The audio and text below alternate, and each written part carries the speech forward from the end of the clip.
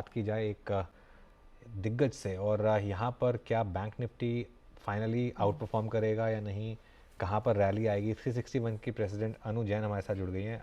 अनु, good morning. बहुत इंतज़ार कराया बैंक निफ्टी ने, लेकिन देर आए दुरुस्त आए। पहला सवाल बैंक निफ्टी पर ही, अब क्या करें। So Anuj, thanks for having me here. And overall, जब पिछली बार भी हमने बात की थी तो मैंने आपको यही कहा था कि जब तक बैंक निफ्टी नहीं चलेगा निफ्टी नहीं चल सकता। अब आपने वो एक कंसोलिडेशन के बाद एक पहला मूव देखा है। There is a chart which is a ratio chart between Nifty and bank Nifty. वो बेसिकली आपका सितंबर एंड में करीब 2.2 पे बॉटम आउट हुआ है and we are close to 2.24 2.25। उसके ऊपर टिकेगा तो वो एक ब्रेकआउट होगा। तो लगभग एक साल में 7% का अंडर परफॉर्मेंस है बैंक निफ्टी का। एंड अगर ये 2.25 को क्रॉस करता है, जिसकी पूरी संभावना लग रही है, तो I think you will give that 7-8% catch up move which will be an just catch up to the Nifty. तो अगर आप वो देखें तो मेरे ख्याल से जो शॉर्ट टर्म टारगेट आ रहा है वो लगभग 48,000 के थोड़ा अंदर आ रहा है। बट अगर आप एक मीडियम टर्म टारगेट देख रहे हैं तो वो लगभग जस्ट अ शेड बिलो 50,000 आ रहा है। So I think this rally has legs, but given the world situation, yes, we were expecting yesterday to be a flow कि मेरे को जो दो चीजें मैं देख रही हूँ वो एक तो ये है कि कल का एफआई नंबर मुझे उतना ना मिला जितना मुझे उम्मीद थी, या जिस तरीके से एचडीएफसी आईसीआईसीआई मूव कर रहे थे। तो वो अगर देखें तो एक तरीके से पॉजिटिव है कि अगर अभी तक वो पैसा नहीं आया और हमारे डोमेस्टिक ने यहाँ तक ले आया, तो वो अगर पैसा आएगा तो आपको एक 10% का मूव यहाँ से आने में in the bank Nifty which is closer to 50,000, I don't think it will take time. उम्मीद ये है कि दिसंबर रिजल्ट के बाद जो लगभग एक महीने बाद से आने शुरू हो जाएंगे, और तब आपका basically in the western world एक rate cut in 5 months or 6 months will start getting priced in. That will not only benefit banking but the entire emerging market back. So I think flows will increase more in the next year. What is coming now is a bonus, but yes, I think incrementally from year to March is what मैं देखूंगी bank Nifty के लिए कि एक बहुत positive period हो सकता है। तो अगर आप यहाँ पे इन्वेस्टेड हैं, जो हमारे ज्यादातर क्लाइंट्स हैं, यू जस्ट राइड इट। अगर नहीं है तो यहाँ पे आई थिंक 50% लेके, और 50% कोई भी ड्रॉप किसी भी कारण से आ सकता है, आप तब ऐड कीजिए। तो गिरावट पर मौका डेफिनेटली रहेगा, लेकिन निफ्टी बैंक का समय आ गया है, अब और रफ्तार दिखाएगा। अच्छा, निफ्टी बैंक अकेले तो चलेगा नहीं, इसमें बैंकिंग के जो दिग्गज हैं उनका भी योगदान रहेगा। अनु, तो आप किस पर बैंक कर रही हैं? कल जो तेजी या चमक हमने आईसीआईसीआई बैंक, एचडीएफसी में देखी, उसी के साथ जाना ज्यादा बेहतर है, या फिर कुछ और कैचअप करने के लिए भी बैंक सामने है? तो हर्षिता, ये बेसिकली डिपेंड करता है कि आपका रिस्क प्रोफाइल क्या है। अगर आपका risk profile safe steady investor का है तो मेरे ख्याल से एचडीएफसी, आईसीआईसीआई, एक्सिस और एसबीआई, इन चारों स्टॉक्स का अगर आप एक कॉम्बिनेशन लेंगे, you will get very good returns, and this will be with medium risk. Okay, I mean the stock market risk is always there in the market, but ये medium risk के stock है। आप अगर नीचे जाएंगे तो आप चाहे वो छोटे पीएसयू बैंक्स लीजिए, छोटे प्राइवेट बैंक्स लीजिए, आपका रिस्क प्रोफाइल बढ़ेगा और आपका उसके साथ return, you know, the beta is higher, so you are playing the beta there. तो वो आपको अपने रिस्क के अनुसार वो एक डिसीजन मेकिंग करना पड़ेगा। ऑल्सो एक चीज और बताऊंगी कि अभी तक स्मॉल कैप्स बहुत चल चुके हैं, तो कहीं ना कहीं लार्ज कैप्स का आउट परफॉर्मेंस जो सब बोल रहे हैं वो होगा। तो आपके पोर्टफोलियो में लार्ज कैप स्मॉल कैप का क्या एलोकेशन आपको कंफर्टेबल लगता है, वो आपको डिसाइड करना है। मार्केट अपने अनुसार चलता है, लेकिन आपका रिस्क मैट्रिक्स आपका अपना होता है, जो आपको you know, not as per the market but as per your comfort level, वो पहले से डिसाइड करके रखना पड़ता है और उसको रीबैलेंस करना पड़ता है। तो मेरे ख्याल से वो एक इनवर्ड लुकिंग इंट्रोस्पेक्शन हर इन्वेस्टर को करना चाहिए। This is not for traders, this is for investors, तो वो आपको डेफिनेटली करना चाहिए। बिल्कुल। अब नॉन बैंक्स में फिर लार्ज कैप्स में क्या पसंद होंगी आपकी, और कहाँ पर आप पैसा लगाने के लिए एडवाइस करेंगी? सो कल और एक इंडेक्स ने ब्रेकआउट दिया है, वो आपका ऑयल एंड गैस इंडेक्स है, and we have seen BP, IOC, HPCL give big moves there.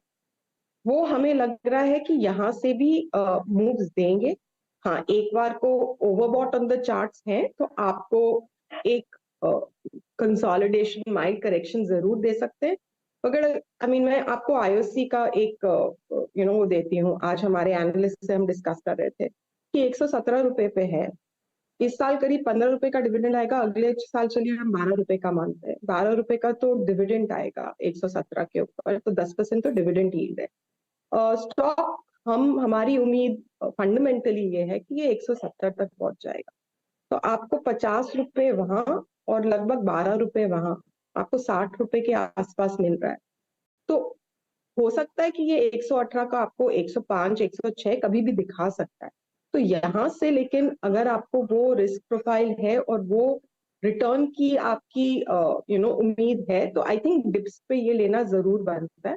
जो एक और स्टॉक है जो नहीं चला इस सेक्टर में, वो है आपका रिलायंस। ओके, आई नो ये आपका चैनल है, but I am saying that because मेरे ख्याल से ये स्टॉक भी एक साल में वो रिटर्न नहीं दे पाया है।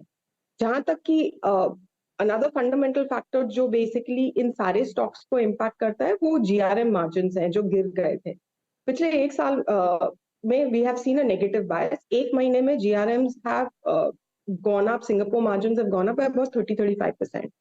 एंड हम इस समय वेनेजुएला और जो बाहर से जो क्रूड है वो सब हेवी क्रूड है, तो चाहे रिलायंस है चाहे हमारी OMC कंपनीज है, उनका ये GRM will be even higher. तो मेरी उम्मीद ये है कि इनके रिटर्न्स अच्छे होंगे। The only overlag is that probably there is LPG के prices प्री इलेक्शंस कम किए जाए, बट उनके फ्यूचर्स भी काफी 2 महीने 3 महीने के अगर आप फ्यूचर्स देख रहे हैं तो वो भी नेगेटिव बायस पे हैं।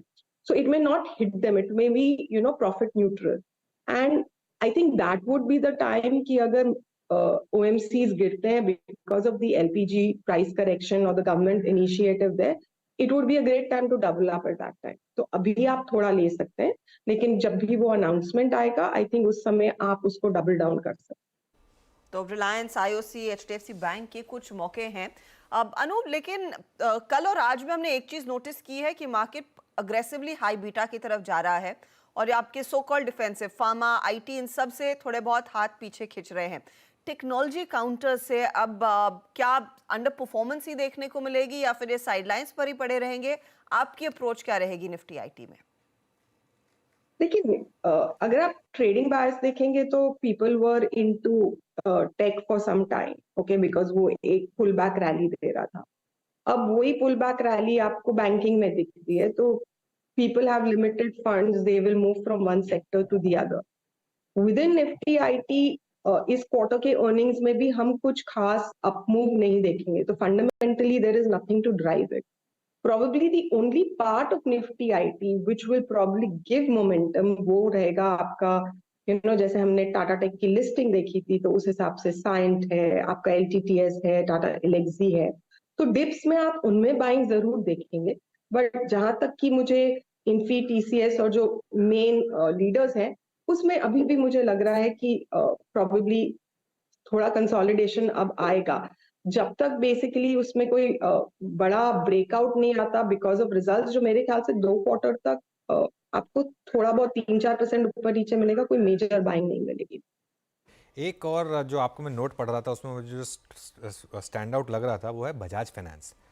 आपके हिसाब से यहाँ पर भी बड़ी तेजी बनने की तैयारी है? नो, देखिए, बजाज फाइनेंस ने 8,000 रुपए तक गया था और ये कैविएट है कि हमारे पोर्टफोलियोज में है और मेरे पर्सनल होल्डिंग में है, तो I have to give that declaration. अभी 8,000 रुपए गया था, उसके बाद इसने 7,000 का लेवल टच किया था because of the RBI action and because both on the risk parameters NBFC किए थे। Now according to us it is a company which will resolve this in 1 quarter, and if it resolves it in 1 quarter, the bounce back,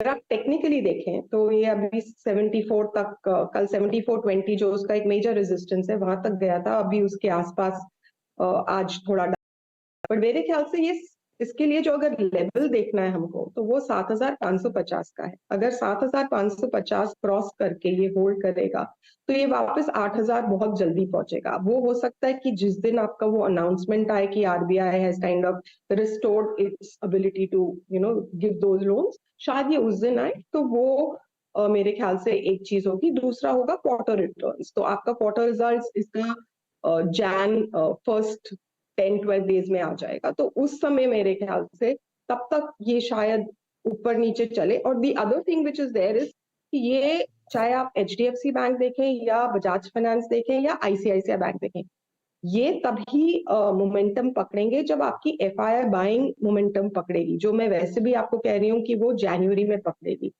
तो वो period आपके लिए इन stocks के लिए important है। तो तब तक आपको शायद ये धीरे धीरे अक्यूमुलेट करने पड़े। बट आई थिंक जैसे ही वो पीरियड आएगा कि FIs will come and stick to where there is liquidity, where there is value and where there is very good management प्रोसीडेंस।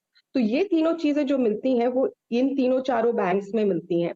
जो 4 बैंक्स मैंने आपको गिनाए, और प्रोबेबली एनबीएफसीज में आप अगर वो नाम ले लें तो वो भी 1-2 हैं। ये है चोला है, प्रोबेबली अब जियो नया नाम है। तो ये 5-6 नाम्स में आपको a lot of FI flows दिखेंगी। वो I think nobody can predict कि वो फ्लोज किस दिन स्टार्ट होंगी, बट वो जिस तरीके से फ्लोज आनी थी वो कल के नंबर से तो मुझे नहीं दिखी कि वो आई। ऑलराइट अनु, बहुत बहुत शुक्रिया आज हमारे साथ जुड़ने के लिए और हमसे बात करने के लिए। Thank you so much.